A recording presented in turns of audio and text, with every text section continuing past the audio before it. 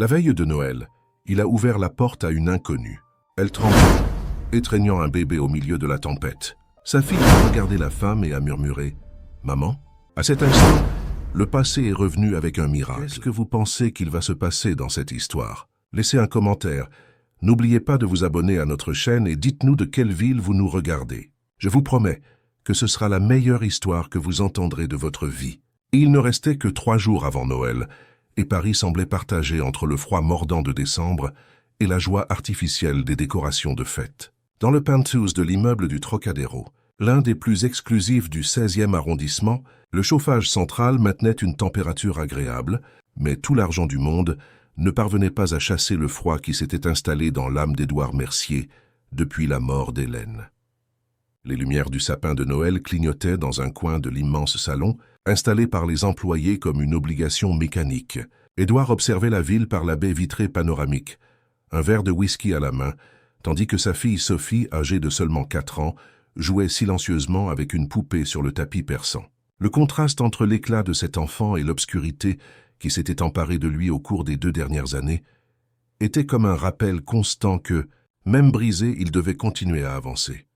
La voix de Madame Dubois, la gouvernante qui travaillait pour la famille depuis plus de 20 ans, interrompit ses pensées. « Monsieur Édouard, Sophie est prête pour la promenade.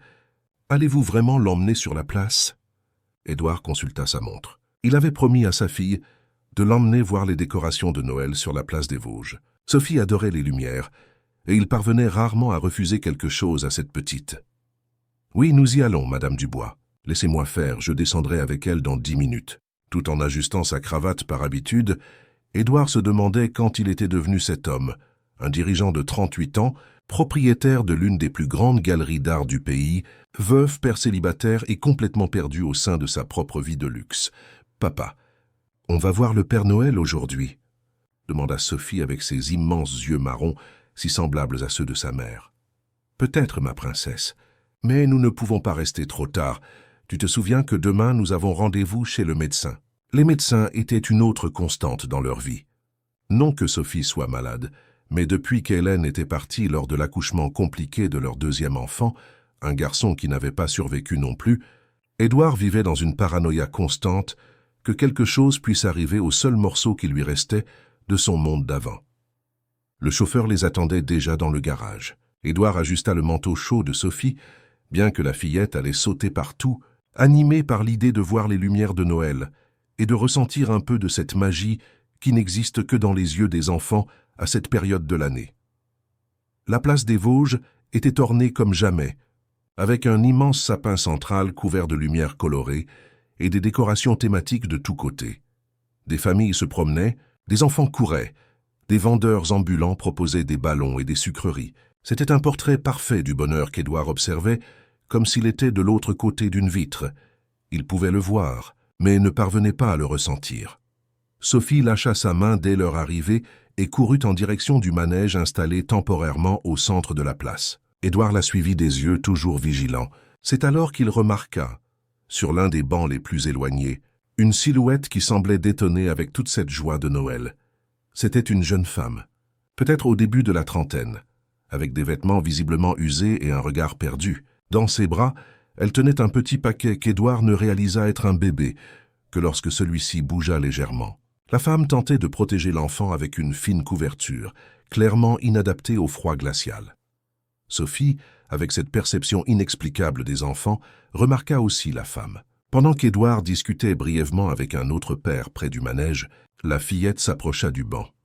Lorsqu'Édouard s'en rendit compte, sa fille était déjà plantée devant l'inconnu, regardant avec curiosité le bébé. « Sophie !»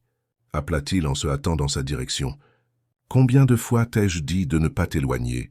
La femme leva les yeux et Édouard sentit un étrange frisson. Il y avait quelque chose dans ce regard, un mélange de fierté blessée et de désespoir contenu, qui le fit hésiter. « Excusez-moi, » dit automatiquement Édouard, « ma fille est très curieuse. »« Papa, regarde le bébé. » Sophie montra le petit paquet. « Oh, pourquoi ils sont dehors ?»« C'est pas l'heure de dormir dans son lit ?» La femme serra le bébé plus fort contre elle, comme si elle craignait qu'on puisse le lui prendre. Édouard perçut à quel point la situation était délicate. « Sophie, laissons un peu d'espace à la dame, d'accord ? Viens, « Je vais t'acheter une barbe à papa. » Mais Sophie, avec cette obstination que seuls les enfants possèdent, ne bougea pas. « Il a froid, papa. »« Regarde comme le petit chaton qu'on a vu dans le documentaire. » Édouard s'approcha davantage et, discrètement, observa la situation. Le bébé semblait avoir quelques mois, peut-être 3 ou 4.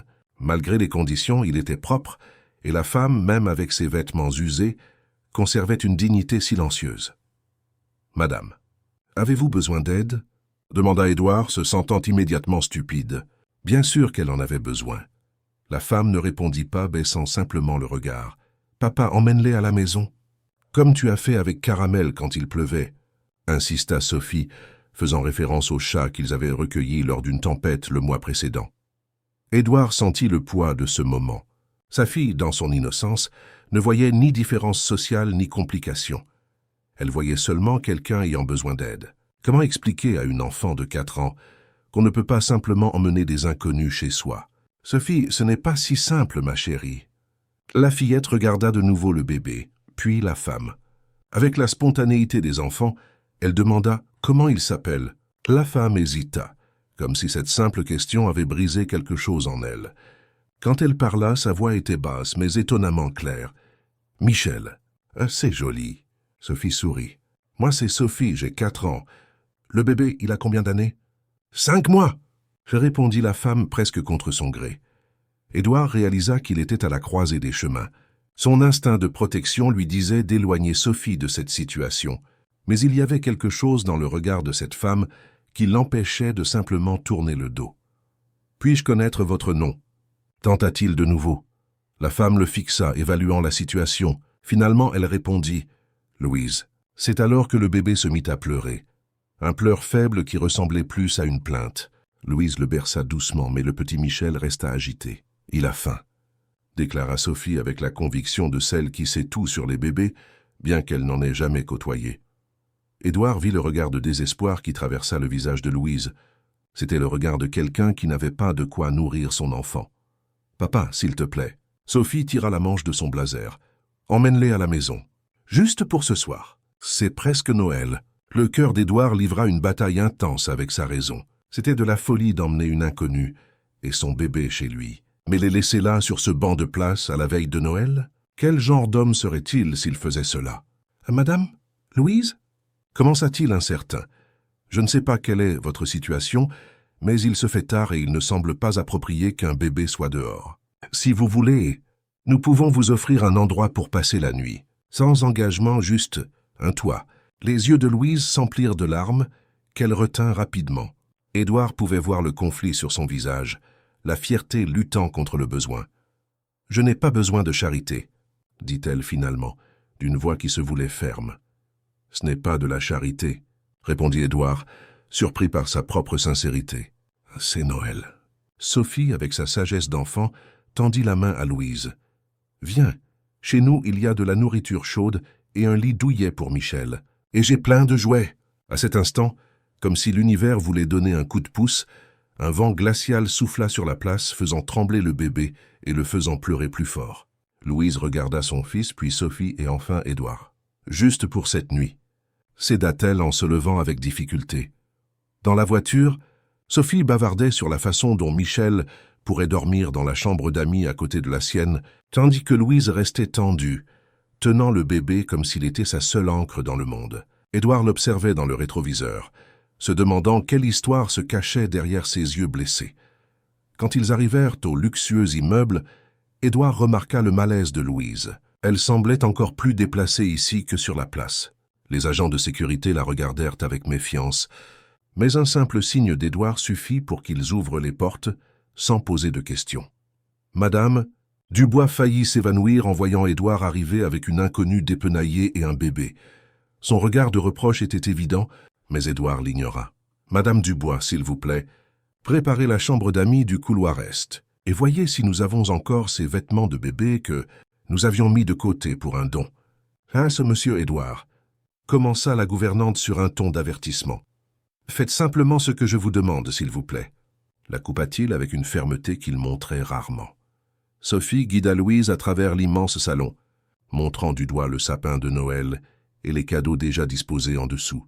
« Regarde, Michel, des lumières. Les bébés aiment les lumières, n'est-ce pas?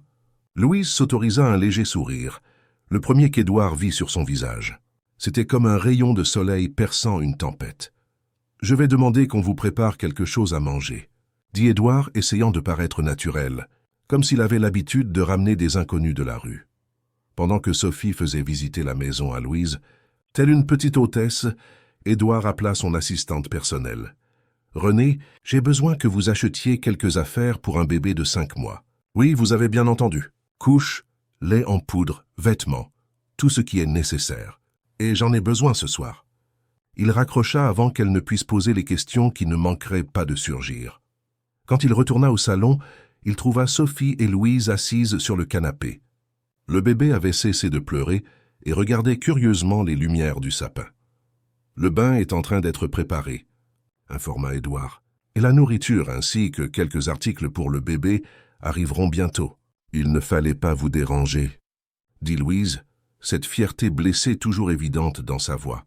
« Ce n'est pas un dérangement, » répondit-il, et il fut surpris de réaliser que ce n'était vraiment pas le cas. Après le dîner, que Louise mangea avec une faim mal dissimulée, malgré ses efforts pour garder sa dignité, Madame Dubois lui montra la chambre préparée. C'était une suite spacieuse, avec un lit king-size et un berceau improvisé avec des coussins que la gouvernante, malgré sa méfiance initiale, avait monté avec soin.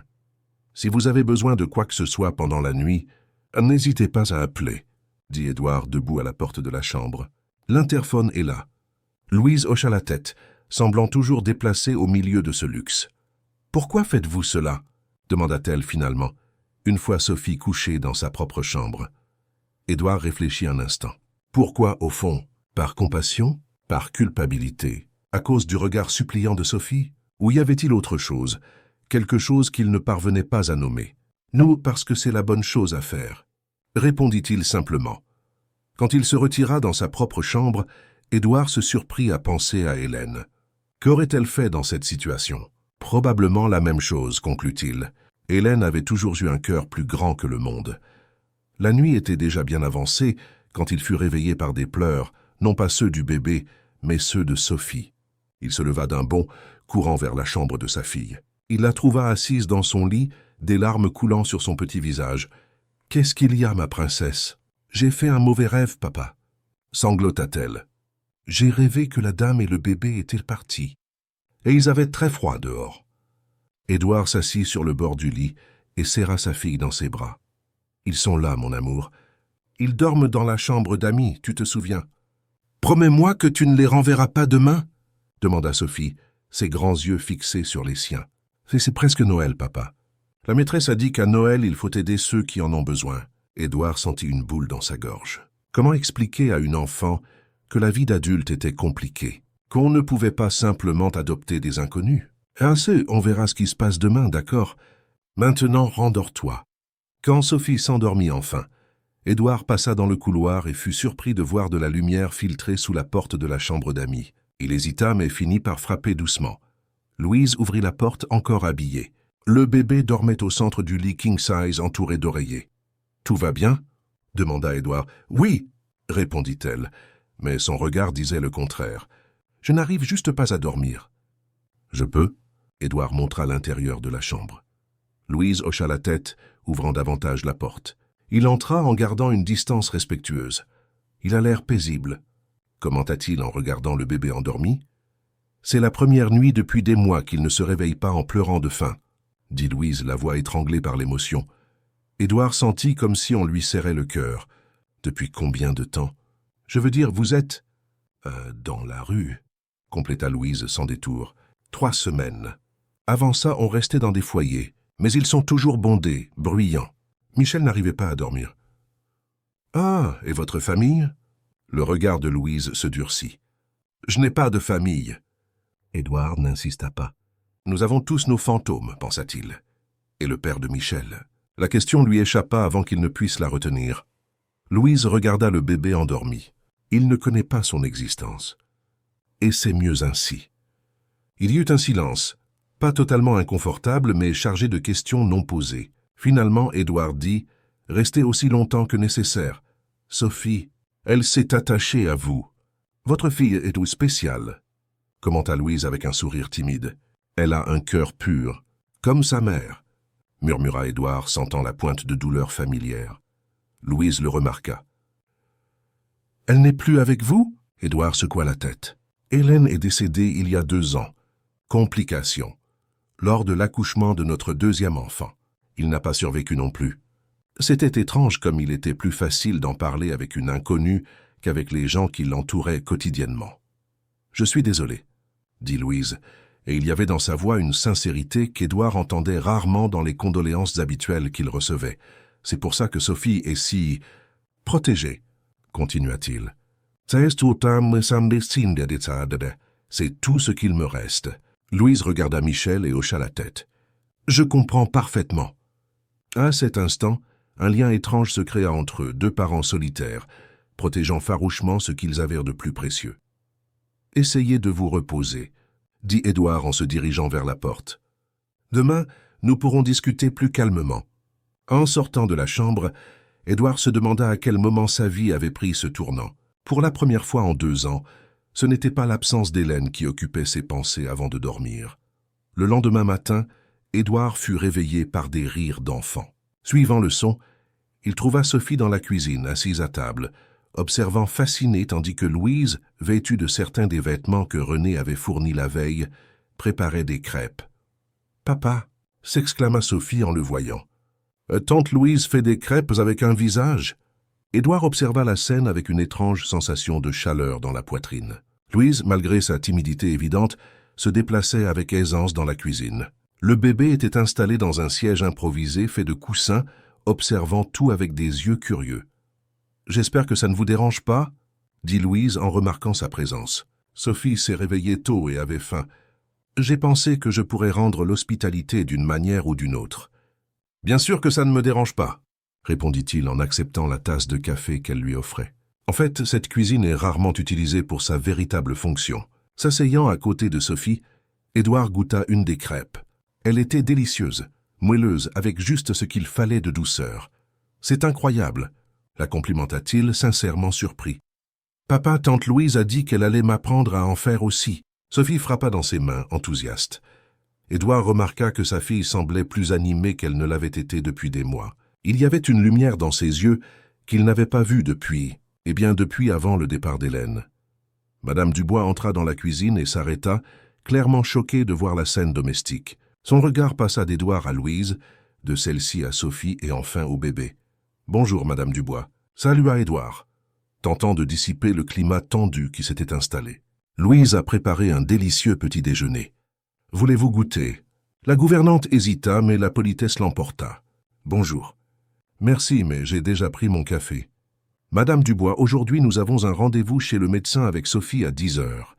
Pouvez-vous faire en sorte que le chauffeur soit prêt à 9h30 ?»« Bien sûr, monsieur. » Quand la gouvernante sortit, Édouard perçut le malaise de Louise. « Ne vous inquiétez pas pour elle. » Tenta-t-il de la rassurer. « Madame Dubois est traditionnelle, mais elle a bon cœur. » Louise hocha la tête, mais Édouard pouvait voir que le bref moment de légèreté était passé. Elle était redevenue la femme prudente et réservée de la veille. « Je pense que nous devrions partir après le petit déjeuner, » dit-elle à voix basse, tandis que Sophie était distraite par le bébé. « Partir où ?» demanda Édouard, surpris par cette décision soudaine. Louise ne répondit pas, ce qui était une réponse suffisante. Il n'y avait nulle part où aller. « Restez, » dit-il, se surprenant lui-même par la fermeté de sa voix. « Au moins jusqu'après Noël, pour Sophie. » Leurs regards se croisèrent, et Édouard eut l'étrange sensation de connaître déjà ses yeux de quelque part. Il y avait quelque chose de familier en eux, quelque chose qu'il ne parvenait pas à définir. « Je ne veux pas être un fardeau, » murmura Louise. « Vous n'en êtes pas un ?» répondit Édouard, et il réalisa que c'était vrai. En moins de 24 heures, Louise et Michel avaient apporté plus de vie à cette maison qu'ils n'avaient réussi à le faire en 2 ans de deuil silencieux. À la fin de cette matinée, lorsque le médecin complimenta l'air plus joyeux de Sophie, lors de la consultation de routine, Édouard sut qu'il avait pris la bonne décision. À leur retour à la maison, Sophie insista pour montrer ses jouets à Louise, l'attirant par la main jusqu'à sa chambre remplie de toutes les choses que l'argent pouvait acheter. Les observant depuis la porte entr'ouverte, le petit Michel, endormi dans ses bras, Édouard ressentit une étrange sensation de plénitude. Comme si, après très longtemps, sa maison commençait enfin à ressembler de nouveau à un foyer. Et tandis que Noël approchait, il se demandait ce que le destin avait réservé à cette réunion inattendue d'âmes perdues, qu'unies par le hasard, ou peut-être par quelque chose de bien plus grand. Les jours précédant Noël apportèrent une étrange transformation au penthouse du 16e arrondissement. Ce qui n'était auparavant qu'un appartement luxueux et impeccablement décoré commençait lentement à devenir un foyer. Les rires de Sophie résonnaient plus fréquemment dans les couloirs. Les pleurs occasionnelles de Michel donnaient un rythme différent aux matinées, et la présence silencieuse, mais de plus en plus confiante de Louise, comblait des espaces qu'Édouard ne savait même pas vides. Le matin de la veille de Noël, Édouard se réveilla avec l'arôme incomparable de café fraîchement moulu et de quelque chose de sucré qui cuisait au four. Pendant quelques secondes, il resta immobile dans son lit, confus, comme s'il s'était réveillé dans une réalité parallèle. Cela faisait si longtemps que ce penthouse n'avait pas eu de telles odeurs. Des odeurs de vie, de nourriture préparée avec amour. Enfilant son peignoir, il suivit l'arôme jusqu'à la cuisine, où il trouva Louise en train de préparer ce qui semblait être une fournée de biscuits. Elle ne portait plus les vêtements prêtés que René avait fournis. Ces derniers jours, Édouard avait insisté pour qu'elle accepte une carte de crédit pour acheter ce dont elle et le bébé avaient besoin. Après beaucoup de résistance, elle avait finalement cédé, mais Édouard remarqua que les vêtements choisis étaient simples, pratiques, rien qui n'attire l'attention. « Bonjour », dit-il en s'arrêtant à l'entrée de la cuisine. Louise se retourna, légèrement surprise. « Bonjour. J'espère que ça ne vous dérange pas. » Sophie voulait des biscuits à laisser pour le Père Noël. Édouard sourit. « Bien sûr que ça ne me dérange pas. » Il hésita un instant, observant comment elle se déplaçait avec aisance dans l'espace. En fait, c'est agréable de voir cette cuisine utilisée pour autre chose que des expressos et des plats livrés à domicile. Michel était dans un parc improvisé avec des coussins, jouant avec un hochet. Ses yeux suivaient les mouvements de sa mère avec curiosité. « Où est Sophie ?» demanda Édouard en acceptant la tasse de café que Louise lui offrait. « Elle dort encore. Nous sommes restés éveillés tard hier soir pour finir les décorations du sapin. » Édouard sentit une pointe de culpabilité. Ces dernières nuits, il était rentré tard du travail, finalisant les dernières affaires de l'année. La galerie était en pleine expansion, et même à la veille de Noël, les négociations ne s'arrêtaient pas. « Merci de prendre soin d'elle, » dit-il en s'asseyant à la table de la cuisine. « Sophie semble plus heureuse depuis que vous êtes arrivée. » Louise rougit légèrement. « C'est une enfant incroyable. Si intelligente et pleine de vie, comme sa mère, » commenta Édouard, et il fut surpris de réaliser que, pour la première fois, il parvenait à parler d'Hélène sans ressentir cette douleur aiguë dans la poitrine. « Ça a dû être très difficile, » dit Louise à voix basse, posant la fournée de biscuits sur la table. « Élever un enfant seul, après une perte si grande. » Édouard hocha la tête, prenant une gorgée de café. Les premiers mois, j'avais à peine la force de regarder Sophie sans voir Hélène. Ça me consumait. Je crois que, d'une certaine manière, je me suis éloigné pour ne pas ressentir autant de douleur. « Mais elle a besoin de son père, » observa Louise sans jugement, constatant simplement un fait. « Je sais, » soupira Édouard, « et j'essaie de m'améliorer chaque jour. Mais parfois j'ai l'impression d'échouer sur tous les fronts, en tant que père, en tant qu'homme d'affaires, en tant que personne. » Il y avait quelque chose dans la présence tranquille de Louise qui le poussait à se confier d'une manière qu'il ne pouvait avec personne d'autre. Peut-être parce qu'elle était une étrangère, quelqu'un qui n'avait pas d'attentes préconçues à son égard. Ou peut-être parce que, d'une manière mystérieuse, elle semblait comprendre la douleur de la perte mieux que la plupart des gens. « Personne n'est parfait, » dit Louise en regardant son propre fils. « On fait ce qu'on peut avec ce qu'on a. » À cet instant, Sophie apparut à la porte de la cuisine, encore en pyjama, se frottant les yeux endormis. « Bonjour, ma princesse. » La salua Édouard. Sophie courut pour l'embrasser, puis alla vers Louise et fit de même. « Tante Louise, tu as fait les biscuits pour le Père Noël ?» demanda la fillette, excitée. « Oui, tu veux en goûter un ?» Tandis que Sophie se jetait sur les biscuits encore chauds, Édouard observait la scène avec une étrange sensation dans la poitrine. Il y avait quelque chose de si naturel, de si juste dans ce tableau familial. « Papa, aujourd'hui, on va visiter la tombe de maman ?» demanda soudain Sophie, faisant presque s'étouffer Édouard avec son café. C'était une tradition qu'il maintenait. Visiter la tombe d'Hélène au cimetière du Père-Lachaise la veille de Noël, y déposer des fleurs et parler un peu, comme si elle pouvait l'entendre. Mais il ne s'attendait pas à ce que Sophie s'en souvienne. « Oui, ma chérie, nous y allons », répondit-il, essayant de dissimuler la boule dans sa gorge. « Tante Louise et Michel peuvent venir aussi ?» continua Sophie en mordant dans un autre biscuit. Édouard regarda Louise qui secoua immédiatement la tête. « Non, Sophie, c'est un moment spécial pour toi et ton papa, » dit-elle fermement. « Michel et moi, nous resterons ici pour finir de préparer les choses pour Noël. » Édouard ressentit une vague de gratitude pour la sensibilité de Louise. Elle semblait comprendre, sans qu'il ait besoin de l'expliquer, à quel point ce rituel était important et personnel. « Mais vous serez là quand on reviendra, hein ?» insista Sophie, avec une pointe d'inquiétude dans sa voix d'enfant. Louise échangea un bref regard avec Édouard avant de répondre. « Oui, nous serons là. » Après le petit déjeuner, Édouard alla se préparer pour la visite au cimetière. En boutonnant sa chemise, il pensa à combien sa vie avait changé ces derniers jours. La présence de Louise et Michel avait apporté une légèreté qu'il n'avait pas ressentie depuis longtemps. Mais cela le laissait aussi confus. Qu'adviendrait-il après Noël? Il ne pouvait pas simplement leur demander de rester indéfiniment, mais il ne pouvait pas non plus imaginer les renvoyer. Quand ils partirent pour le cimetière, Sophie insista pour emporter un petit arrangement floral qu'elle avait elle-même composé, avec l'aide de Louise. Pendant le trajet silencieux en voiture, Édouard se surprit à penser à Hélène et à ce qu'elle penserait de la situation. Toujours si généreuse, elle aurait probablement été la première à accueillir Louise et Michel.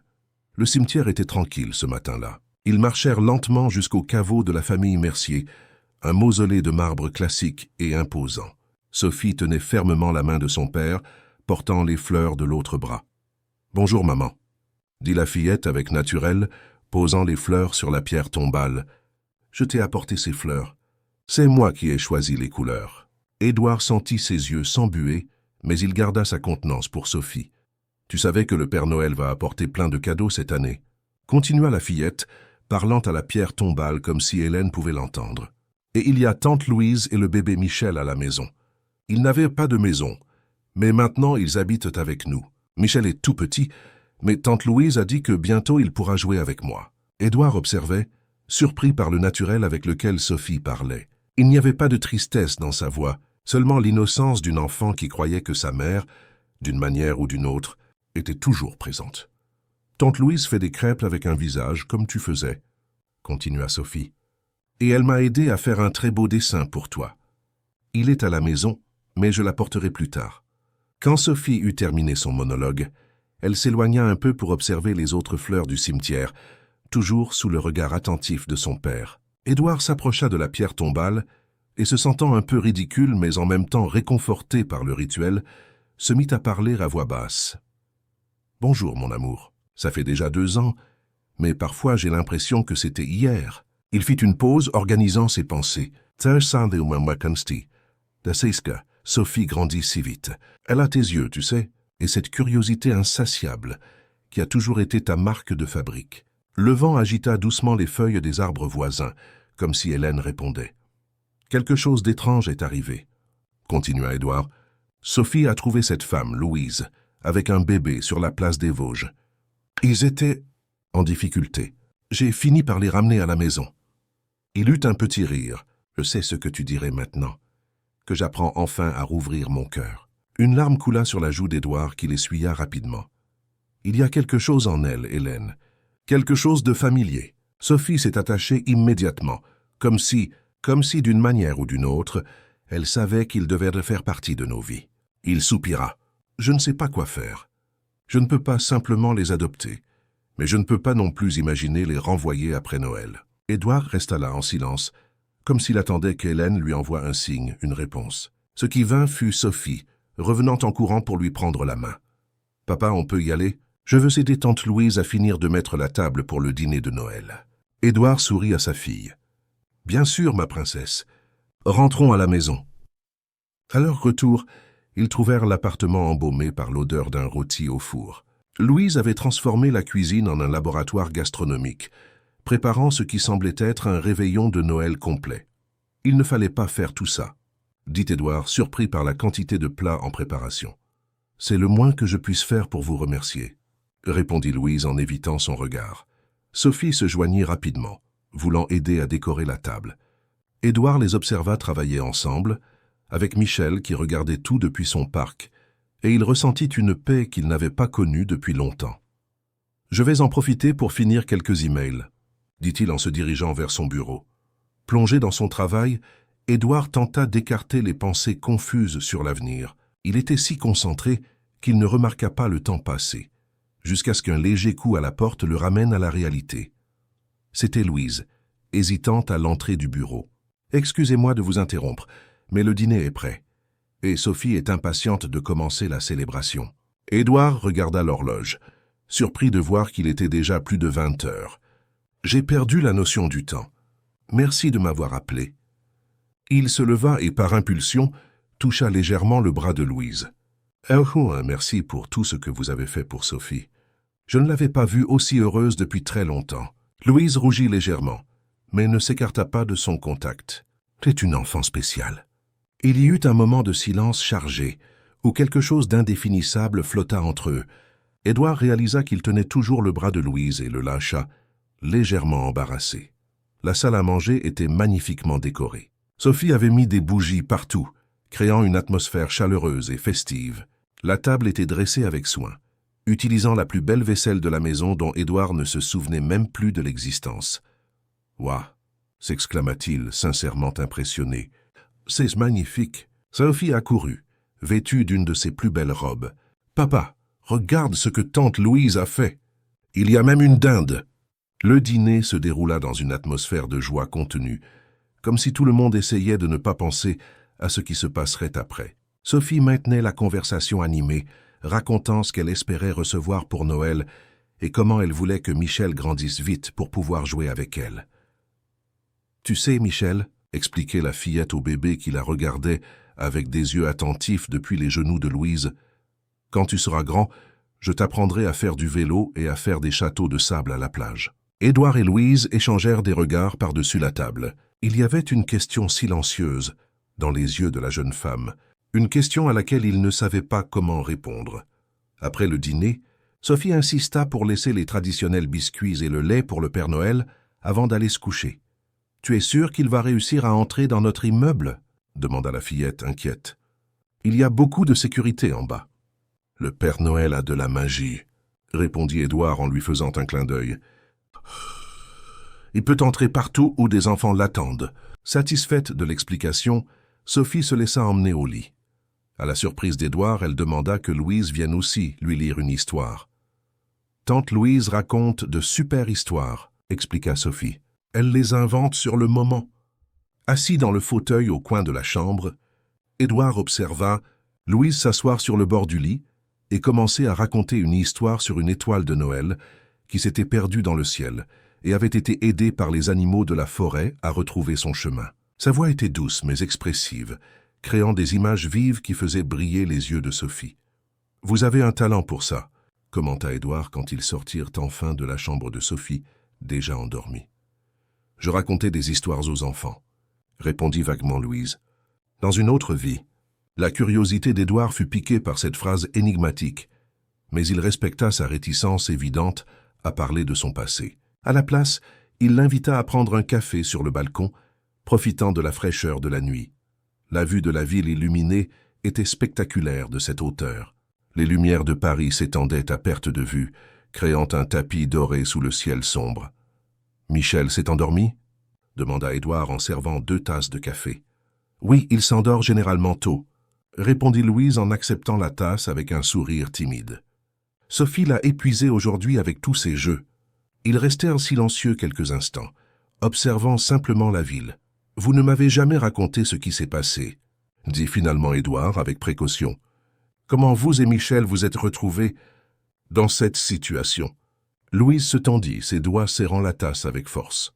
« Vous n'êtes pas obligé de parler si vous ne le voulez pas, » ajouta rapidement Édouard. « J'ai juste pensé que peut-être je pourrais aider de manière plus concrète. » Louise prit une profonde inspiration, comme pour rassembler son courage. « Mais c'est une histoire compliquée. »« Ah si, j'ai le temps, » répondit-il gentiment. « J'étais artiste, » commença-t-elle, hésitante. et peintre. Pas célèbre, mais je commençais à être reconnu. J'avais quelques expositions dans de petites galeries. Je vendais quelques œuvres. Édouard fut surpris. Il n'aurait jamais imaginé ce passé pour Louise. Que s'est-il passé? Je suis tombée enceinte, dit-elle simplement.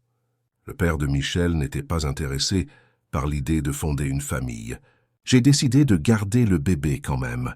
Ma mère, elle n'a pas accepté. Elle a dit que je gâchais ma vie, qu'un enfant mettrait fin à ma carrière. Quand j'ai refusé d'avorter, elle m'a mise à la porte. Édouard sentit une vague de colère envers cette mère inconnue. Comment quelqu'un pouvait-il faire ça à sa propre fille? Pendant la grossesse, j'ai réussi à survivre avec mes économies et quelques petits boulots. Mais après la naissance de Michel, tout est devenu plus difficile. Je ne pouvais plus passer des heures à peindre. Je devais m'occuper de lui. Les dépenses ont augmenté, l'argent s'est épuisé. J'ai essayé de trouver du travail. Mais personne ne veut embaucher une mère célibataire sans domicile fixe. Louise fit une pause, regardant la ville comme si elle voyait un film de sa propre vie. Ces derniers mois, nous sommes restés dans des foyers. Mais ce sont des endroits difficiles, bruyants. Michel ne dormait pas bien. Il était toujours malade. J'ai décidé qu'il valait mieux essayer par mes propres moyens. J'utilisais mon dernier argent pour lui acheter du lait quand Sophie nous a trouvés sur la place. La simplicité avec laquelle elle racontait une histoire si douloureuse toucha profondément Édouard. Et le père de Michel? Il n'a aucune responsabilité. Louise hésita. Il ne connaît pas l'existence de Michel. C'était une brève rencontre. Je ne sais même pas si je pourrais le retrouver, même si je le voulais. Édouard eut l'impression qu'il y avait plus dans cette histoire que ce que Louise racontait, mais il ne voulut pas insister. « Vous savez, je pourrais vous aider à trouver un emploi, » offrit-il. « J'ai des contacts dans plusieurs domaines. Et avec vos compétences artistiques, je ne veux pas de charité, » l'interrompit Louise, avec cette dignité blessée qui l'avait tant impressionné depuis le début. « Ce n'est pas de la charité, » répondit Édouard en la regardant dans les yeux.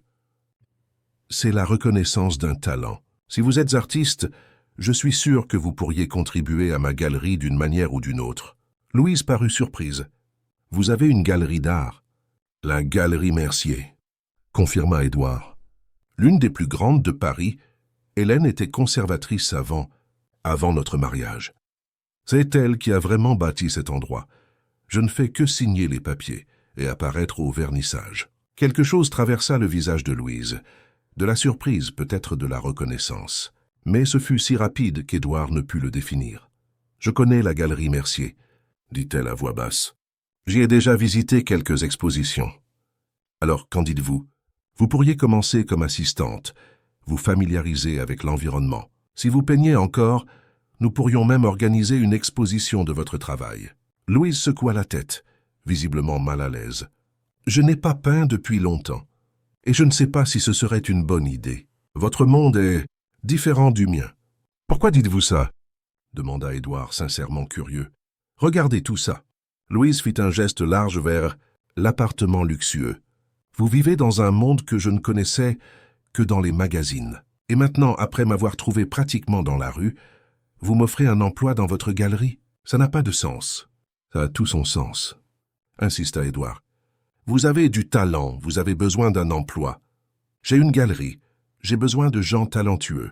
C'est aussi simple que ça. » Louise l'étudia un instant, comme pour déchiffrer ses véritables intentions. « Pourquoi faites-vous tout ça pour nous? » La vérité. Édouard réfléchit un moment, cherchant la réponse la plus honnête. « Au début, c'était pour Sophie, » admit-il. « Elle s'est attachée à vous immédiatement. Et puis, c'était pour moi aussi. Cette maison était si vide, si sans vie. Vous et Michel avez apporté quelque chose qui manquait. Et quand vous vous lasserez de nous? Quand la nouveauté sera passée ?» La question frappa Édouard comme un coup de poing. C'était une préoccupation légitime, il devait l'admettre. « Ce n'est pas comme ça, » répondit-il fermement. « Sophie a perdu sa mère. J'ai perdu ma femme. Vous avez perdu votre soutien familial. Michel n'a jamais connu son père. Nous sommes tous incomplets, d'une certaine manière. Mais ensemble, il semble que les pièces s'emboîtent un peu mieux. » Louise détourna le regard, visiblement émue. « J'ai peur, » confessa-t-elle dans un murmure. « Peur de m'attacher, de laisser Michel s'attacher, et puis, je ne vais pas promettre ce que je ne peux pas tenir. » dit Édouard en touchant doucement sa main. Mais je peux promettre que je ne vais pas simplement vous renvoyer après Noël. Nous pouvons construire quelque chose ici, pas à pas, voir où cela nous mène. Le regard de Louise rencontra le sien, et pour la première fois, Édouard y vit quelque chose de différent. Pas seulement de la peur ou de la gratitude, mais peut-être une étincelle d'espoir. Le moment fut interrompu par le son de l'interphone. Renée, l'assistante d'Édouard, était arrivée avec les cadeaux de Noël qu'il avait commandés pour Sophie. « Je dois aller recevoir les cadeaux du Père Noël », dit-il avec un sourire. En descendant pour retrouver Renée dans le hall de l'immeuble, Édouard réfléchit à sa conversation avec Louise. Il y avait quelque chose dans son histoire qui ne collait pas parfaitement. De petites incohérences, des hésitations, des regards détournés à certains moments. Mais il ne pouvait nier que, indépendamment de ce qu'elle pouvait cacher, sa présence avait redonné vie à sa maison et au cœur de Sophie. Renée l'attendait avec plusieurs sacs colorés. Tout était là, patron, y compris cette poupée spéciale que vous avez demandée pour Sophie. Merci, Renée. Je ne sais pas ce que je ferais sans vous. En parlant de ça, continua-t-elle sur un ton curieux, tout le monde au bureau parle de votre invitée mystérieuse. C'est vrai que vous avez ramené une inconnue pour vivre avec vous? Édouard sentit une pointe d'irritation. Ce n'est pas tout à fait ça. C'est compliqué. Faites attention, Édouard, conseilla Renée, avec la familiarité de quelqu'un qui travaillait avec lui depuis des années. Vous avez un cœur énorme, mais tout le monde n'est pas digne de confiance. J'apprécie votre inquiétude, répondit sèchement Édouard en prenant les sacs. Joyeux Noël, Renée. On se voit après les fêtes. Quand il retourna à l'appartement, il trouva Louise en train d'arranger les derniers détails dans le salon. Elle avait ajouté quelques décorations au sapin et organisé les cadeaux qui s'y trouvaient déjà. J'en ai ramené quelques-uns de plus du Père Noël, dit Édouard en posant les sacs à côté du sapin, y compris un pour Michel. Louise parut surprise. Vous avez acheté un cadeau pour Michel? Bien sûr, répondit Édouard comme si c'était évident. Il mérite aussi un joyeux Noël. Les yeux de Louise s'emplirent de larmes, mais elle les retint rapidement. Merci, dit-elle simplement. Alors qu'ils arrangeaient les cadeaux sous le sapin, leurs doigts se touchèrent accidentellement. Ils hésitèrent tous les deux un instant, une chaleur inattendue se propageant au contact. Édouard regarda Louise, et elle soutint son regard cette fois sans le détourner. « Demain sera une belle journée, » dit-il doucement. « Oui » acquiesça-t-elle avec un sourire timide. « Une belle journée. » Cette nuit-là, alors que la maison se taisait enfin, Édouard resta éveillé, pensant à comment, de manière totalement inattendue, l'esprit de Noël était enfin revenu dans sa vie. Et cette fois, pas seulement sous forme de lumières et de cadeaux, mais de chaleur humaine et de possibilités. Le matin de Noël arriva avec l'agitation joyeuse de Sophie, qui fit irruption dans la chambre d'Édouard avant même que le soleil ne soit complètement levé. Ses yeux brillaient d'impatience, tandis qu'elle tirait son père par la main, insistant sur le fait qu'il était temps d'ouvrir les cadeaux. « Papa, réveille-toi. Le Père Noël est passé. Il y a une montagne de cadeaux en bas. » Édouard sourit, se laissant entraîner par sa fille. Ils trouvèrent Louise déjà dans le salon, avec Michel dans ses bras, regardant avec émerveillement le sapin de Noël rempli de cadeaux. Elle portait un ensemble simple mais élégant qu'Édouard avait insisté pour qu'elle achète pour l'occasion. « Bonjour et joyeux Noël », a dit Édouard encore endormi, mais contaminé par la joie de sa fille. « Joyeux Noël », répondit Louise avec un sourire timide. Sophie ne perdit pas de temps en formalités et plongea dans les cadeaux, cherchant ceux qui portaient son nom. Ses petits cris de joie résonnaient dans le salon à chaque paquet ouvert. Poupées, livres, jeux et enfin le cadeau spécial qu'Édouard avait commandé, un petit appareil photo pour enfants. Papa, maintenant, je peux prendre des photos comme toi et maman en preniez, s'exclama Sophie, examinant l'objet coloré avec fascination. Édouard sentit un pincement au cœur. Hélène adorait la photographie, et elle avait des dizaines d'albums méticuleusement organisés avec des moments de la famille. Depuis son départ, il avait à peine touché à l'appareil professionnel qu'il gardait dans son bureau. « Quel merveilleux cadeau !» commenta Louise, percevant l'émotion d'Édouard. « Sophie va pouvoir immortaliser tous les moments spéciaux maintenant. »« Regarde, il y a des cadeaux pour toi et pour Michel aussi, » annonça Sophie, tirant 2 paquets de sous le sapin. Louise parut surprise. Il y avait le cadeau qu'Édouard avait mentionné la veille pour Michel, un mobile musical pour le berceau, mais il y avait aussi un paquet à son nom, qu'elle n'attendait pas. Il ne fallait pas. commença-t-elle, mais Sophie lui tendait déjà le paquet. « Ouvre-le vite, tante Louise. » Avec des doigts légèrement tremblants, Louise défit le ruban et ouvrit la boîte. À l'intérieur, il y avait un ensemble de peintures, de pinceaux et une toile blanche de haute qualité. Ses yeux s'emplirent instantanément de larmes. « Comment avez-vous su ?» demanda-t-elle à Édouard, touchant les pinceaux comme s'ils étaient des trésors. « Vous avez mentionné que vous étiez peintre, » répondit-il simplement. « J'ai pensé que vous voudriez peut-être recommencer. » Louise serra le cadeau contre sa poitrine, visiblement émue. « Je n'ai pas peint depuis si longtemps. C'est depuis avant Michel. »« Il n'est jamais trop tard pour reprendre, » dit doucement Édouard. Sophie, déjà en train de jouer avec son nouvel appareil photo, commença à prendre des photos de tout le monde. Édouard avec sa nouvelle montre, un cadeau d'elle, choisi avec l'aide de Madame Dubois, Louise avec ses peintures, Michel avec son mobile. Maintenant, on est une vraie famille, déclara la fillette en regardant le résultat d'une photo où ils apparaissaient tous les quatre, reflétés dans le miroir du salon.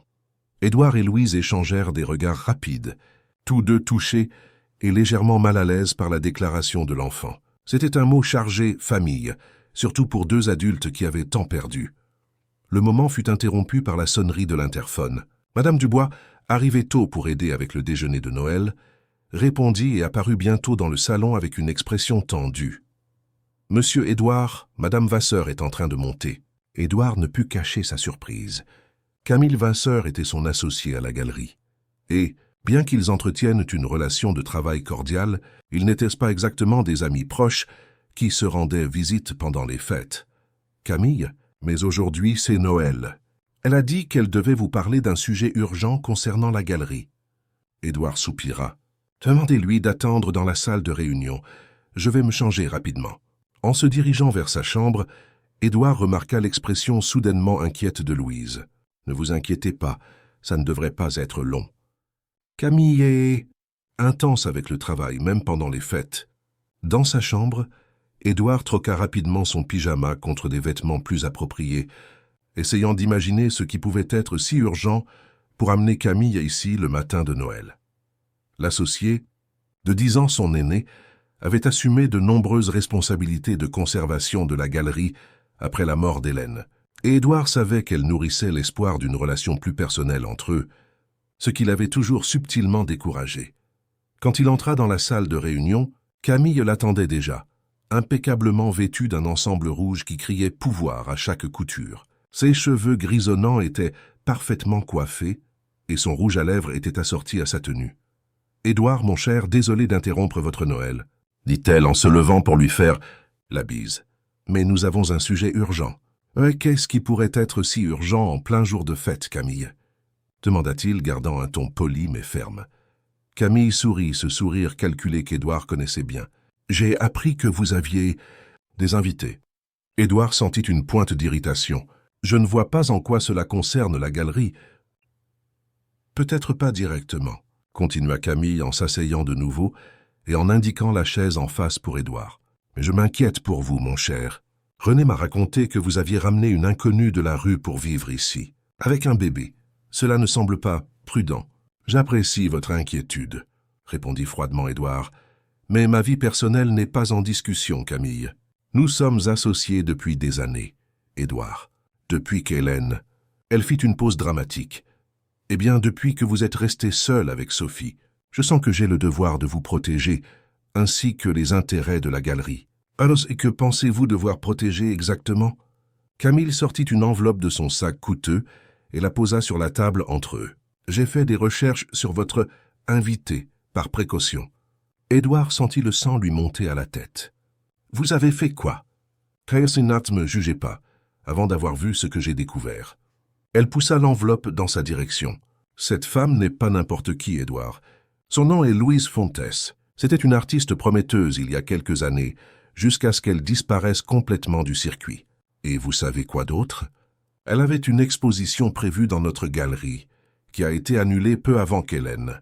Ne parte !» Édouard prit l'enveloppe avec réticence, ayant l'impression de violer l'intimité de Louise. À l'intérieur, il y avait des coupures de journaux et de magazines d'art montrant une Louise plus jeune, avec des cheveux plus longs et un sourire confiant à côté de ses œuvres. Des peintures vibrantes, pleine d'émotion et d'une technique maîtrisée. Pourquoi ne l'a-t-elle pas mentionné? Murmura Édouard, plus pour lui-même que pour Camille. La question la plus importante est: pourquoi est-elle apparue justement à votre porte? Camille se pencha en avant, baissant la voix comme si elle partageait un secret. Vous ne trouvez pas que c'est une coïncidence un peu trop grande? Une artiste dont la carrière a été interrompue apparaît par hasard dans la vie du propriétaire de l'une des plus grandes galeries de la ville. Édouard sentit son estomac se nouer à cette insinuation. Vous suggérez qu'elle a tout planifié? Apparaître sur une place dans le froid, avec un petit bébé juste pour, quoi, me manipuler? Les gens désespérés font des choses désespérées, répondit Camille en haussant les épaules. Je pense juste que vous devriez envisager la possibilité d'être utilisé. Édouard referma fermement l'enveloppe. Je pense que vous en avez assez dit, Camille. Et sincèrement, je suis déçu que vous ayez envahi la vie privée d'une personne vulnérable par pure curiosité. Ce n'est pas de la curiosité, Édouard, rétorqua Camille, son ton se durcissant. C'est de la protection. Hélène me faisait confiance pour prendre soin de vous et de la galerie. Je ne fais que tenir ma promesse. Hélène est morte, dit Édouard plus durement qu'il ne l'aurait voulu, et elle ne vous a jamais demandé d'espionner des gens en mon nom. Camille parut sincèrement blessée, mais se reprit rapidement. N'osez penser ce que vous voulez. Mais maintenant vous êtes prévenu. Cette femme a un passé, et apparemment un lien avec la galerie qu'elle a commodément oublié de mentionner. Elle se leva, ajustant son sac sur son épaule. Faites juste attention, Édouard. Pour Sophie, si ce n'est pour vous-même. Quand Camille partit, Édouard resta assis, regardant l'enveloppe entre ses mains. Une partie de lui voulait la jeter sans y regarder de plus près, respectant la vie privée de Louise. Mais une autre partie, celle qui luttait encore avec la confiance depuis qu'il avait perdu Hélène, avait besoin de connaître la vérité.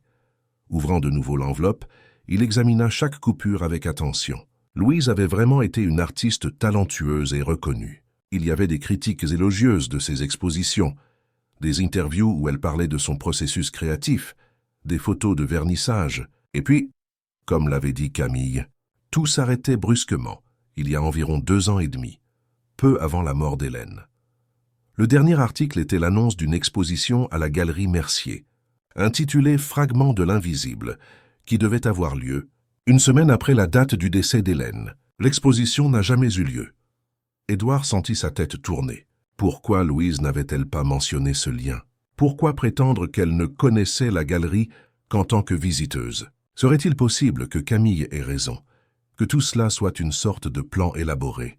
Non, il refusait de le croire. Il avait vu le désespoir sincère dans les yeux de Louise cette nuit-là sur la place. La façon dont elle protégeait Michel, dont elle interagissait avec Sophie. Cela ne pouvait pas être de la comédie.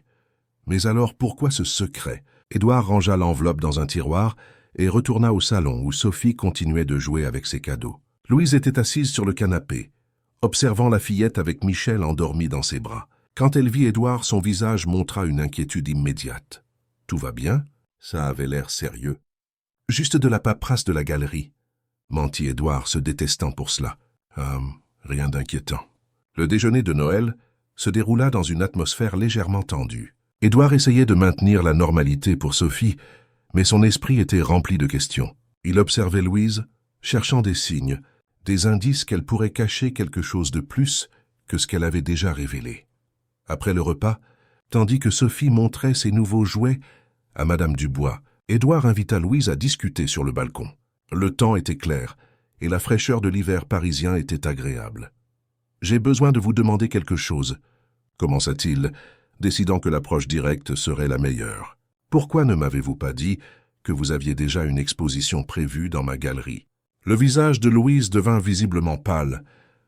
« Comment vous… » « Mon associé a fait quelques recherches, » répondit Édouard, essayant de garder un ton neutre. Louise Fontès, artiste plasticienne primée, avait une exposition programmée à la Galerie Mercier il y a 2 ans et demi qui n'a jamais eu lieu. Louise détourna le regard vers la ville en contrebas, ses mains serrant la balustrade du balcon. « J'allais vous le dire. »« Quand ?»« Ah, je ne sais pas. Quand j'aurai trouvé le bon moment. » Elle prit une profonde inspiration. « Je n'ai pas menti sur qui je suis ou sur ma situation. J'ai juste… » omis cette partie. « Pourquoi ?» insista Édouard, essayant de comprendre. C'est une coïncidence si grande que je ne peux pas l'ignorer. Louise se tourna pour lui faire face, et il y avait un mélange de honte et de défi dans ses yeux. Parce que c'était humiliant, vous m'avez trouvé pratiquement dans la rue, avec mon fils dans les bras.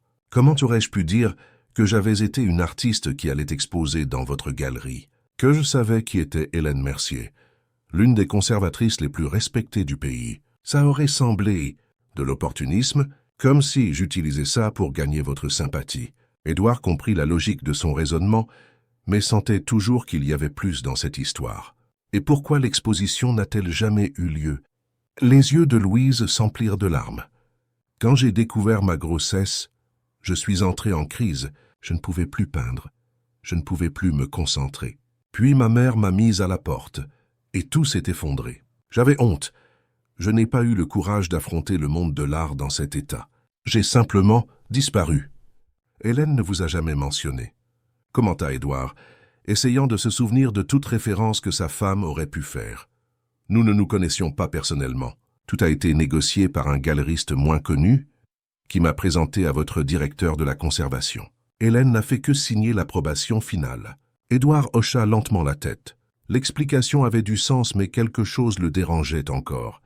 Et le père de Michel? Vous avez dit que vous le connaissiez à peine, que c'était une brève rencontre. Louise se tendit visiblement. Pourquoi demandez-vous ça maintenant? J'essaye juste de comprendre toute l'histoire, répondit Édouard, incapable d'articuler le soupçon grandissant qui se formait dans son esprit.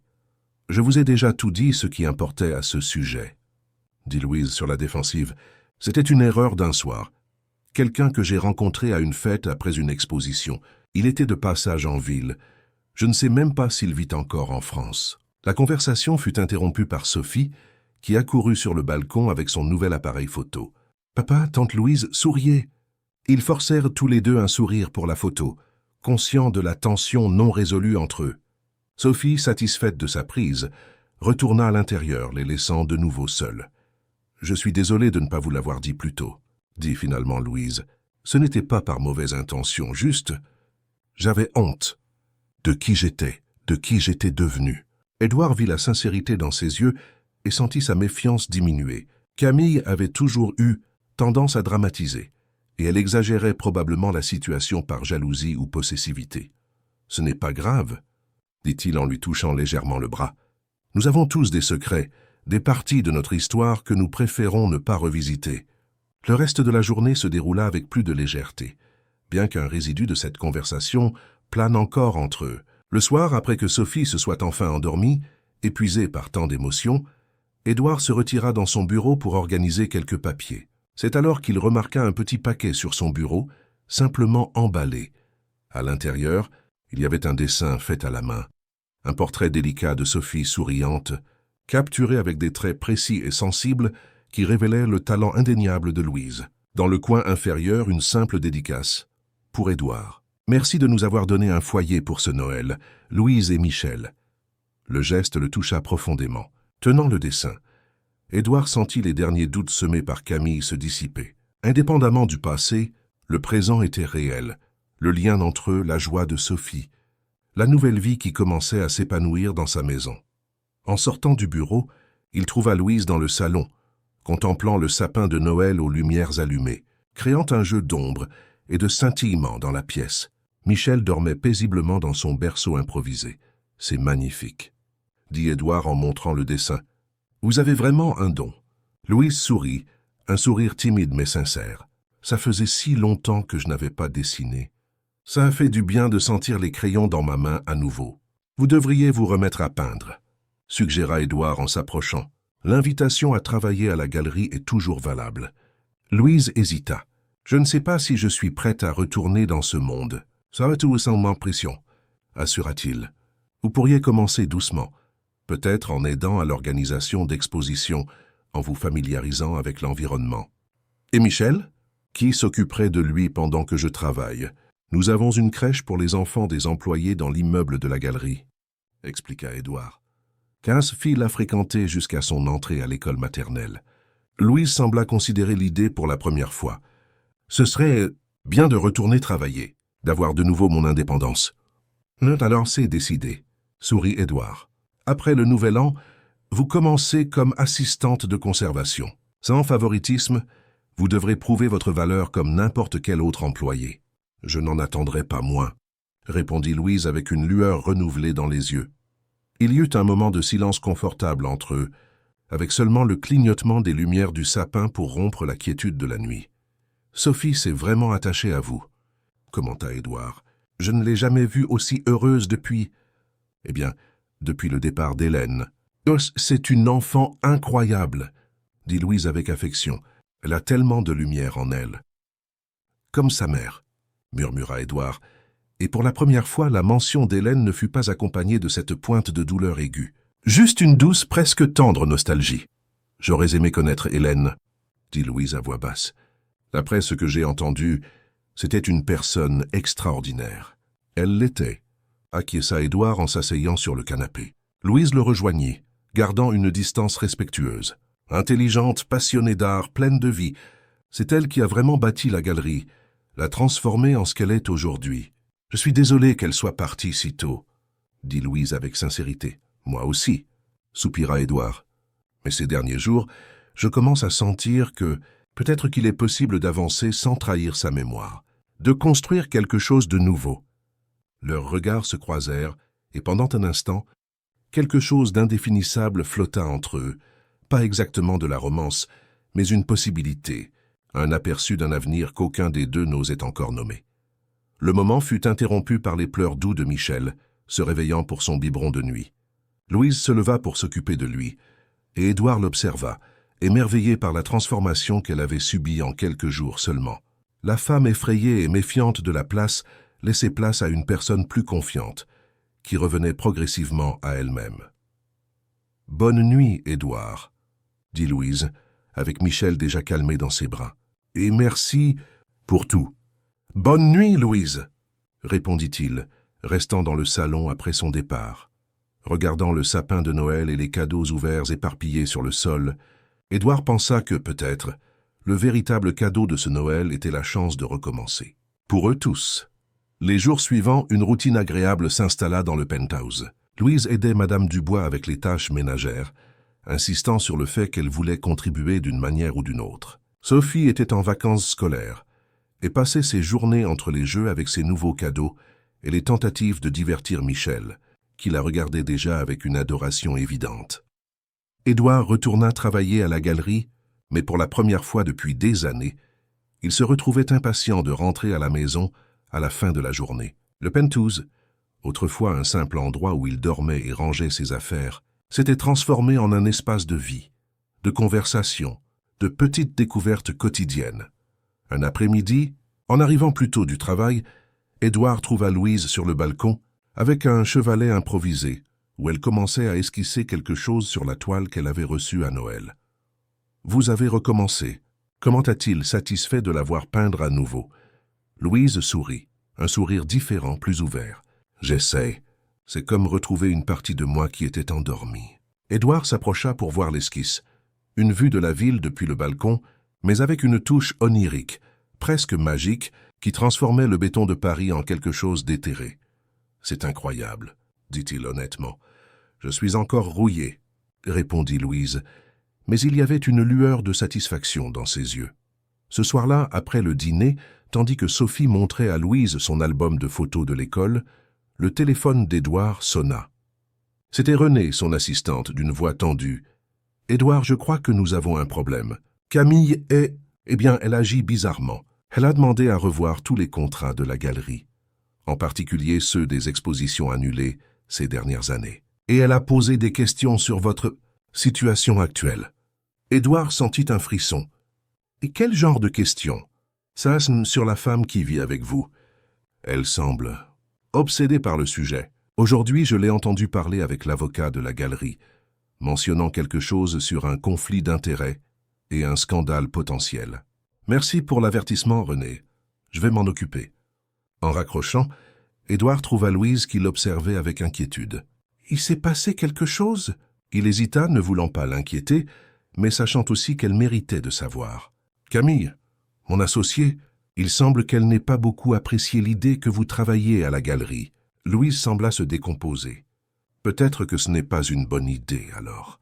Je ne veux pas causer de problème. »« Non, » dit fermement Édouard. « Je ne la laisserai pas s'ingérer ainsi. La galerie est aussi la mienne, et j'ai le droit d'embaucher qui je veux. » Mais en disant cela, Édouard ne pouvait s'empêcher de s'inquiéter de ce que Camille pouvait bien manigancer. C'était une femme intelligente et déterminée, et quand elle voulait quelque chose, elle abandonnait rarement facilement.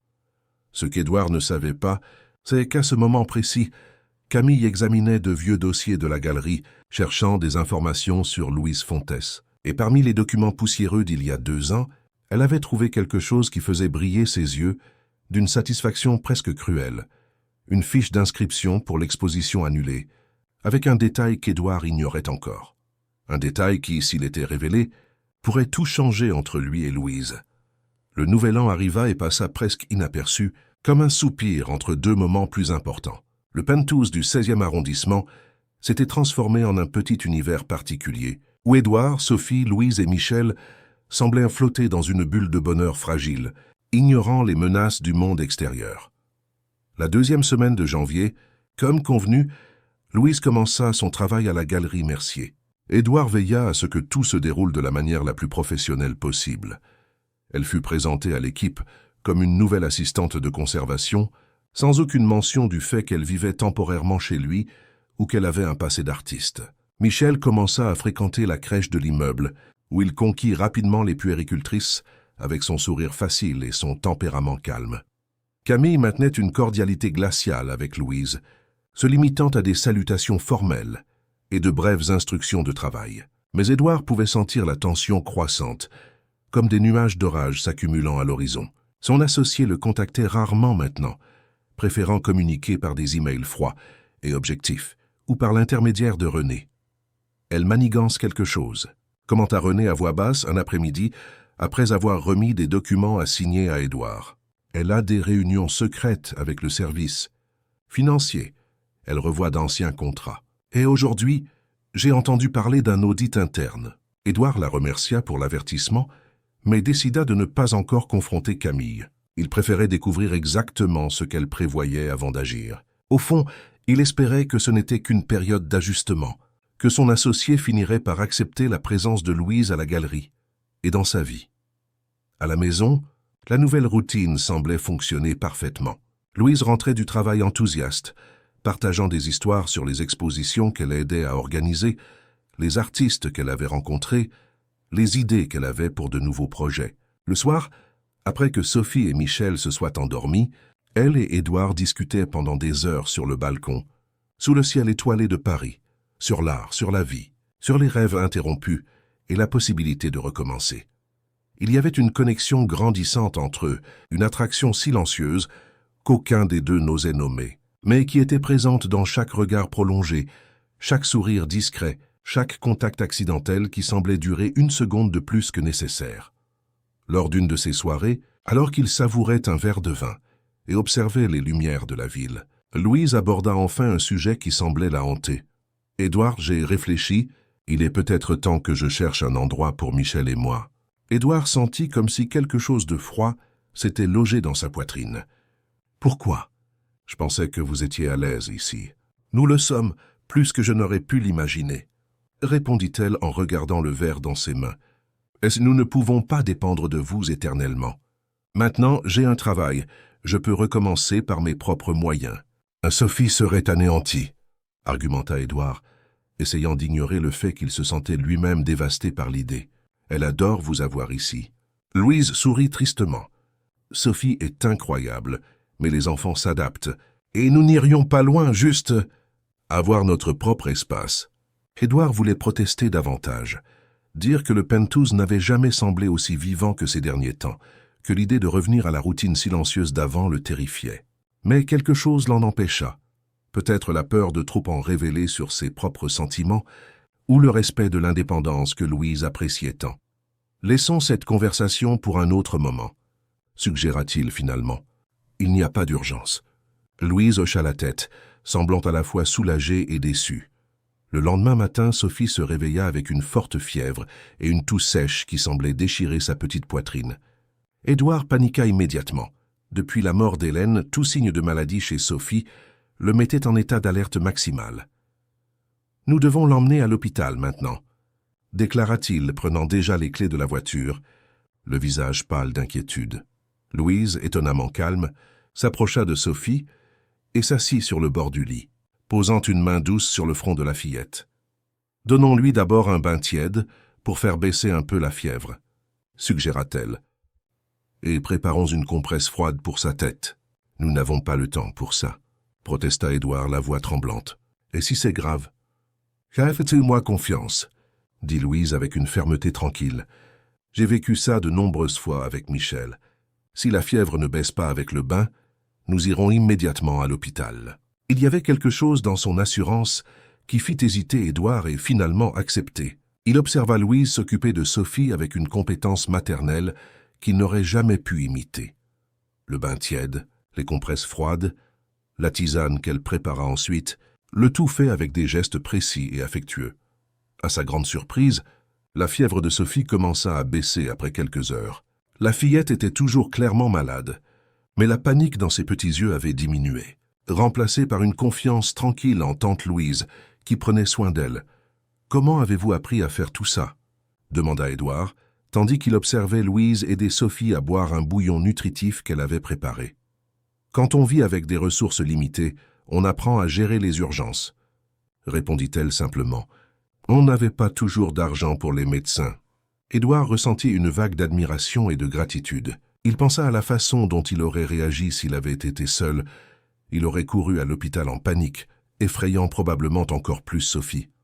À la fin de la journée, la fièvre avait complètement disparu. Le médecin qu'Édouard avait insisté pour appeler malgré tout confirma que ce n'était qu'un gros rhume et loua les soins que Sophie avait reçus. « Vous avez été incroyable », dit Édouard à Louise quand ils furent enfin seuls, après que Sophie se soit endormie. « J'aurais... » « Eh bien, je ne sais pas si j'aurais géré la situation aussi bien. » Louise sourit, ce sourire timide qu'il avait appris à adorer. « Vous êtes un excellent père, Édouard. Juste inexpérimenté avec certaines choses. Hélène s'occupait toujours de ces situations, » admit-il, sentant une boule dans sa gorge. « Depuis qu'elle est partie, je vis dans la peur constante que quelque chose arrive à Sophie et que je ne sache pas comment la protéger. »« C'est normal d'avoir peur, » dit doucement Louise en lui touchant le bras. « Mais vous n'êtes plus seul maintenant. » La phrase flotta entre eux, chargée de significations non dites. Édouard couvrit sa main de la sienne, et pendant un instant il sembla que le temps s'était arrêté. Mais l'univers semblait déterminé à tester la force de ce lien nouvellement formé. Quelques jours plus tard, ce fut au tour de Michel d'être frappé par une fièvre soudaine et alarmante. L'enfant, habituellement si calme, pleurait de manière inconsolable, son petit corps brûlant de façon effrayante. Cette fois, ce fut Édouard qui insista pour se rendre immédiatement à l'hôpital, et Louise, normalement si confiante dans ses soins à domicile, ne protesta pas. L'état de Michel l'avait visiblement terrifié. À l'hôpital Necker, pendant que les médecins examinaient le bébé, Édouard resta aux côtés de Louise, lui tenant fermement la main, offrant le soutien silencieux qu'elle lui avait donné quelques jours plus tôt. Sophie, déjà rétablie, était sous la garde de Madame Dubois à la maison. « Et si c'est grave ?» murmura Louise, des larmes coulant sur son visage. « Et si... tout ira bien ?» assura Édouard, avec une confiance qu'il ne ressentait pas vraiment. Michel est fort, comme sa mère. Les médecins décidèrent de faire une série d'examens, suspectant une infection plus sérieuse. En attendant les résultats, Édouard annula toutes ses réunions du lendemain, déterminé à rester à l'hôpital aussi longtemps que nécessaire. Ce fut pendant cette veillée angoissante qu'un médecin plus âgé, le docteur Mendes, s'approcha avec une expression intriguée. « Monsieur Mercier, nous avons remarqué quelque chose de curieux dans les examens du petit Michel, » commença-t-il en consultant un dossier. « First, il y a une condition sanguine assez rare qui est apparue dans les résultats. Par hasard, votre fille, Sophie, présente-t-elle également cette condition ?» Édouard fronça les sourcils, confus. « Oui, elle a un groupe sanguin rare et une petite anomalie génétique. Rien de grave, juste inhabituel. » « Pourquoi ?» Le médecin ajusta ses lunettes, semblant mal à l'aise. « Eh bien, c'est juste une observation scientifique intéressante. La condition est héréditaire et extrêmement rare. Moins de 0,01% de la population la possède. Il est statistiquement improbable que 2 enfants non apparentés la présentent. » Édouard sentit un frisson parcourir sa colonne vertébrale. À ses côtés, Louise était devenue visiblement pâle. « Que suggérez-vous exactement, docteur ?» demanda Édouard, sa voix soudainement rauque. « Rien de spécifique, » répondit diplomatiquement le médecin. « Juste une curiosité médicale. Avec votre permission, nous aimerions faire quelques examens supplémentaires, purement à des fins de recherche. » Édouard accepta automatiquement, son esprit un tourbillon de questions. Il regarda Louise, qui gardait les yeux fixés au sol, comme si elle craignait de le regarder en face. Les résultats des examens supplémentaires arrivèrent le lendemain matin. En même temps que la nouvelle que la fièvre de Michel avait complètement cédé, ce n'était qu'une forte virose. Rien que quelques jours de médicaments ne pourraient résoudre. Le docteur Mendes remit une enveloppe scellée à Édouard, comme demandé. Les résultats des tests génétiques. Je confirme qu'il y a une compatibilité extraordinaire entre les deux enfants. En fait, le degré de correspondance indique fortement une parenté au premier degré. Édouard sentit le monde tourner autour de lui. Vous êtes en train de dire que les enfants partagent probablement l'un de leurs parents, compléta le médecin avec un tact professionnel. Elles sont demi-frères, avec une certitude de 99,8%. Quand ils furent enfin seuls dans la chambre d'hôpital, avec Michel dormant paisiblement après sa médication, le silence entre Édouard et Louise était assez dense pour être coupé au couteau. « Tu savais ?» demanda finalement Édouard, sa voix presque méconnaissable. Louise ne répondit pas immédiatement. Des larmes silencieuses coulèrent sur son visage, tandis qu'elle regardait son fils endormi. « Réponds, Louise !» insista Édouard, essayant de contrôler la tempête d'émotions qui menaçait de l'engloutir. « Tu savais que j'étais le père de Michel ?»« Matterson, oui !» murmura-t-elle enfin, si bas qu'il put à peine l'entendre. « Ah, je le savais !» La confirmation frappa Édouard comme un coup de poing, lui coupant le souffle. Des souvenirs fragmentés commencèrent à surgir dans son esprit. Une soirée de gala de la galerie. Peu avant qu'Hélène ne tombe enceinte pour la deuxième fois, une nuit où il avait trop bu pour noyer la tension du travail. Une rencontre brève et irréfléchie avec une jeune artiste qui venait d'être acceptée pour exposer à la galerie. « Pourquoi ne me l'as-tu pas dit ?»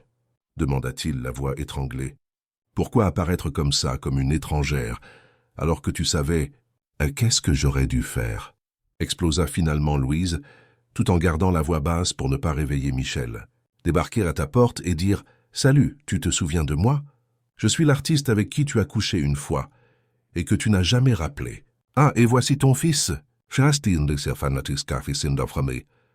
le droit de savoir, et j'avais le droit d'être traité avec respect. » rétorqua Louise, des années de ressentiment affleurant dans sa voix. « Tu ne te souvenais même pas de mon nom le lendemain. Pour toi, ce n'était qu'une nuit. Pour moi, ça a changé toute ma vie. » Édouard se passa les mains sur le visage, essayant de tout assimiler. Alors, quand Sophie nous a trouvés sur la place, « C'était une coïncidence, » affirma Louise. « Une cruelle coïncidence du destin.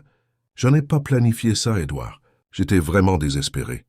Je ne savais pas où aller. Quand j'ai réalisé qui tu étais, j'ai failli m'enfuir. Mais Michel était malade, il avait faim. Je n'avais pas le choix. Et après, pourquoi continuer la comédie? Au début, c'était par nécessité, admit-elle en essuyant ses larmes. Après, je ne sais pas. Sophie s'est attachée à nous. Tu semblais plus heureux. J'ai pensé que je pourrais peut-être trouver un moyen de dire la vérité un jour, quand le moment serait venu. Qu'Édouard ressentit un mélange confus de colère, de trahison, mais aussi une étrange compréhension. Si les rôles avaient été inversés, aurait-il agi différemment? « J'ai besoin de temps, » dit-il finalement en se levant. Pour digérer tout ça, quand il retourna au Penthouse, il trouva Madame Dubois et Sophie avides de nouvelles. Il força un sourire, leur assurant que Michel allait bien et rentrerait bientôt à la maison. Mais quand la gouvernante l'interrogea sur Louise, elle se contenta de secouer la tête, incapable d'en dire plus. Cette nuit-là, quand Sophie s'endormit enfin, Édouard s'assit sur le balcon avec un verre de whisky, contemplant comment sa vie avait été une nouvelle fois bouleversée. L'idée qu'il avait un autre fils, un fils qui avait failli grandir sans jamais le connaître, était à la fois terrifiante et merveilleuse. Il était perdu dans ses pensées quand il entendit la porte de l'appartement s'ouvrir. Il se leva d'un bond, s'attendant à trouver Louise, mais ce n'était que Madame Dubois avec une expression inquiète. « Monsieur Édouard, la jeune femme a laissé ça pour vous. » dit-elle en lui tendant une enveloppe. Elle a pris ses affaires et le bébé et... elle est partie. Édouard déchira l'enveloppe avec des doigts tremblants. À l'intérieur, une lettre écrite à la hâte. « Édouard, je ne peux pas continuer à vivre de mensonges et de demi-vérités. Michel mérite mieux que ça. Tu mérites mieux. Je ne veux ni de ta charité ni de ta culpabilité. Je veux juste que mon fils grandisse avec dignité. Ne nous cherche pas.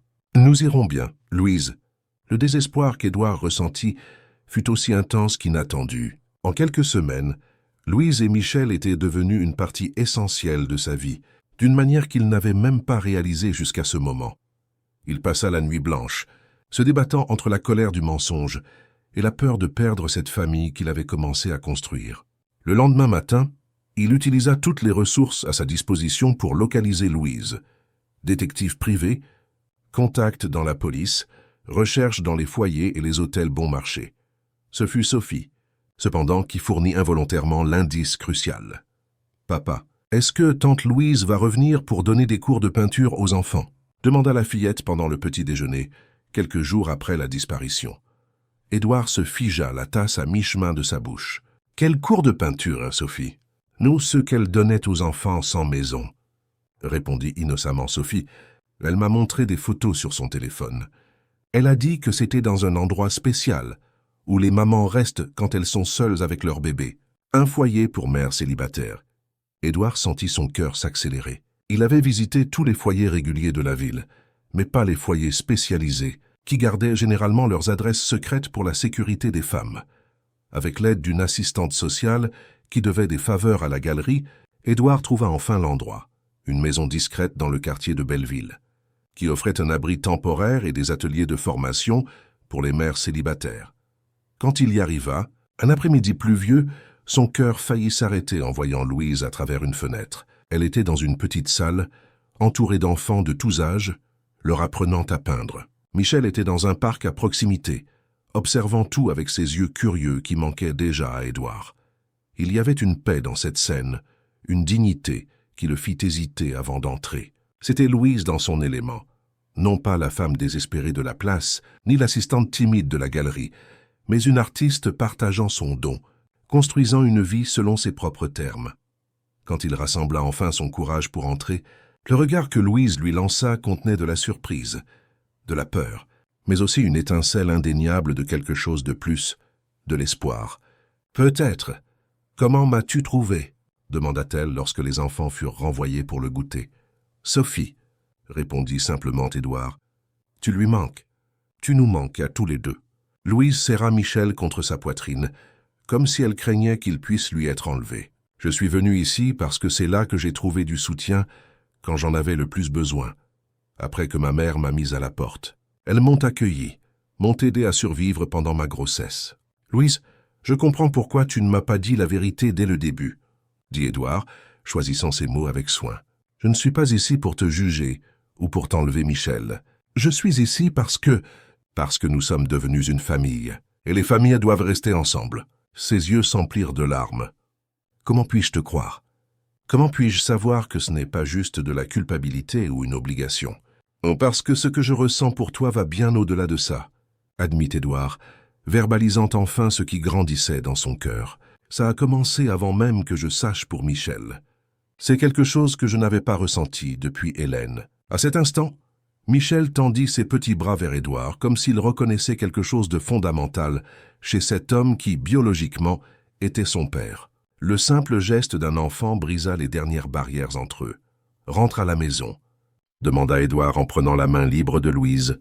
« Pas comme une invitée, pas comme une employée, mais comme une partie de notre famille, comme ma partenaire. » Louise hésita, des années de méfiance et de désillusion pesant contre un avenir incertain, mais potentiellement merveilleux. « Et Sophie ?»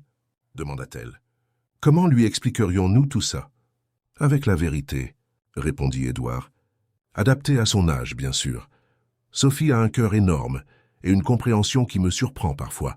Elle veut juste que nous soyons heureux, nous tous. » La décision ne fut pas prise ce jour-là, ni le lendemain. Louise avait besoin de temps, de garantie qu'elle ne serait pas simplement une remplaçante pour Hélène, qu'elle aurait de l'espace pour sa propre identité et sa carrière. Pendant ce temps, Édouard faisait face à ses propres défis. Camille, ayant découvert par des rumeurs la véritable identité de Michel, tenta d'utiliser l'information comme une arme. Elle convoqua une réunion du conseil d'administration de la galerie, insinuant des conflits d'intérêts et des décisions contraires à l'éthique dans l'embauche de Louise. Édouard a embauché une inconnue de la rue, qui s'est commodément révélée être la mère de son fils illégitime, pour un poste de confiance à la galerie. Cela ne soulève-t-il pas de sérieuses questions sur son jugement en tant que PDG? Interrogea-t-elle devant les membres stupéfaits du conseil. Mais ce que Camille n'attendait pas, c'est que Sophie, qui avait insisté pour accompagner son père ce jour-là, prenne la parole avant qu'Édouard ne puisse se défendre. « Tante Camille est fâchée parce qu'elle n'aime pas tante Louise », déclara la fillette avec la franchise des enfants. « Je l'ai entendu dire au téléphone qu'elle allait se débarrasser de cette profiteuse, parce que papa l'aime plus que tante Camille. » Le silence qui suivit fut assourdissant. Édouard regarda sa fille, puis Camille, dont l'expression oscillait entre le choc et la fureur. « Sophie, » dit doucement Édouard, « comment as-tu entendu ça? Quand tante Camille est venue à la maison à Noël, » expliqua innocemment Sophie. Elle était dans le couloir au téléphone. « J'ai pensé que c'était des secrets d'adultes. C'est pour ça que je n'ai rien dit. » Camille se leva brusquement. « Ah, c'est ridicule. Vous allez croire les fantasmes d'une enfant. » Mais le mal était fait. Les membres du conseil échangèrent des regards mal à l'aise, et l'un d'eux, le docteur Hollanda, qui faisait partie de la galerie depuis sa fondation, se racla la gorge. « Je pense qu'il est clair que nous avons ici une situation personnelle qui interfère avec les affaires professionnelles. Je suggère que la réunion soit ajournée et que peut-être il soit temps de réévaluer la structure de direction de la galerie. » Dans les semaines qui suivirent, Camille fut démise de ses fonctions de direction, après qu'un audit eut révélé qu'elle manipulait des contrats et des commissions à son propre profit depuis des années. La découverte fut un choc pour Édouard, qui avait toujours fait confiance à son associé pour gérer la partie financière de la galerie.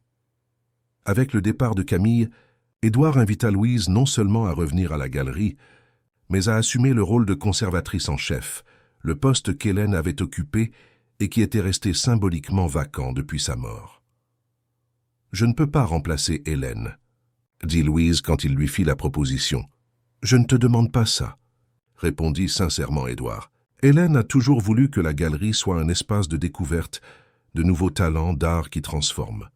Tu as cette même vision, ce même feu. C'est ton propre mérite, pas un remplacement. » Progressivement, Louise et Michel retournèrent au Penthouse du 16e arrondissement, non pas comme des invités temporaires, mais comme des résidents permanents. Sophie était rayonnante à l'idée que Michel était en fait son frère.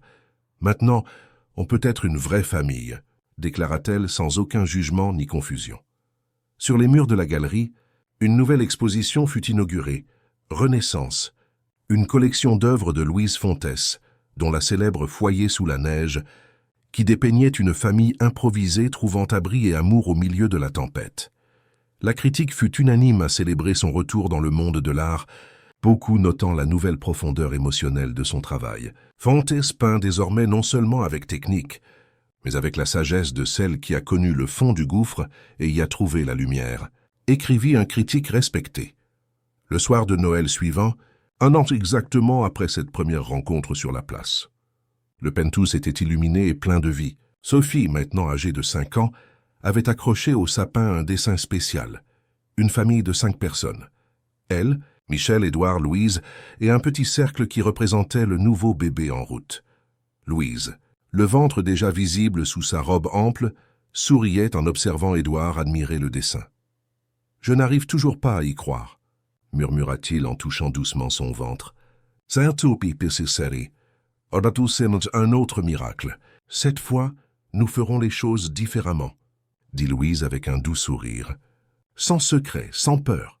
Juste de l'amour. » Édouard sortit de sa poche une petite boîte en velours. À l'intérieur, une bague délicate qu'Hélène avait portée pendant des années. « Cette bague appartenait à Hélène, » expliqua-t-il. « J'ai pensé en acheter une nouvelle, mais elle aurait approuvé. Pas comme un remplacement, mais comme une continuité. » Louise hésita, émue. « Tu es sûr ?»« Oh, ça, absolument, » répondit Édouard. « Une nuit, peu après votre arrivée à toi et Michel, j'ai rêvé d'Hélène. Elle souriait et disait « Tu as retrouvé l'amour. » Et il était là où il en avait le plus besoin. Je n'ai pas compris à l'époque, mais maintenant, Louise accepta la bague, des larmes de bonheur coulant sur son visage. Nous honorerons le passé, tout en construisant notre avenir. Lors du baptême symbolique des enfants, célébré dans le penthouse en présence de quelques amis proches, une surprise attendait Louise. Sa mère, localisée grâce à un détective privé engagé par Édouard, apparut hésitante à la porte. Les retrouvailles furent tendues au début. Des années de ressentiment et d'abandon ne s'effacent pas facilement. Mais quand Madame Fontès vit Michel et apprit pour le petit-fils en route, quelque chose sembla fondre sur son visage austère. « J'ai perdu tellement de temps », dit-elle en tenant les mains de sa fille.